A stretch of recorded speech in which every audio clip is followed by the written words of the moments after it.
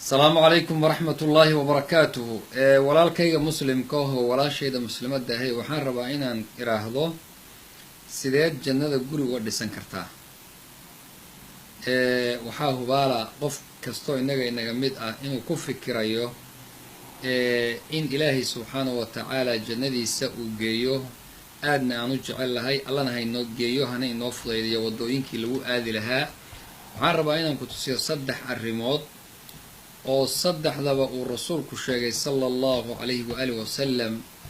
xadiid sheekh al-albaanina uu saxiixiyey saddexdaba in mid walba oo ka mid ah jannada guri looga dhisan karo, bal laba ka mid a wuxuu sheegay guri baa looga dhisan karaa, midna wuxuu yihi qasran fil janna, waa dabaq ama building weyn aan iraahdo ama cimaaro weyn oo looga dhisan karo jannada.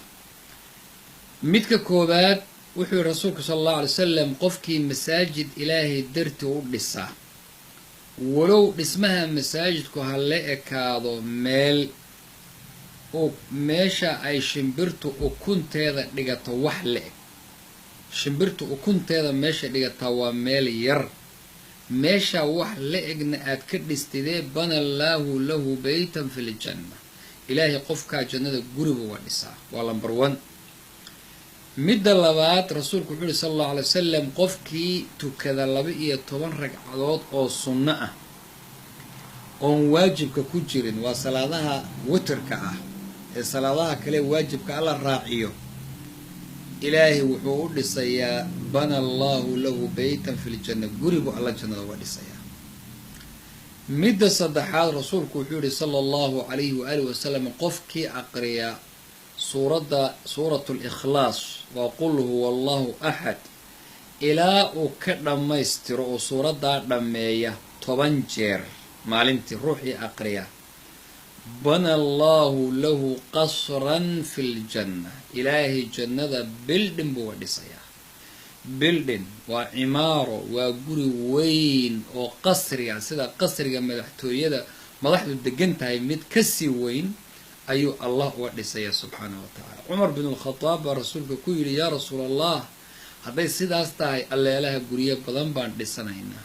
rasuulkuna wuxuu yihi sala allahu calayhi wasalam, allahu akbar wa atyab, ilaahay baa weyn, ilaahay baana wanaagsan. haddaad dhisataan ood shaqaysato ilaahay waa ku sinayaa, kaa dayicmi maayo. markaa qof walbow ku dadaal inaad guri dhisato. waxaa kaa xiga qasri jannada inaad ka dhisato, cimaaro weyn ama guri weyn aad ka dhisato, qul huwa allahu axadun oo 10 jeer aad aqrido insha allahu tacaala. adigoo masaajid la dhisaayo wax ku darsada ma aha macnaheedu keligaa inaad wada dhisto kulligii. haddaad dhisto waa kasii fiican yahay. haddaad meel yar oo shimbirtu ay dhigato ukunteeda aad ku dartana waa alxamdulilah.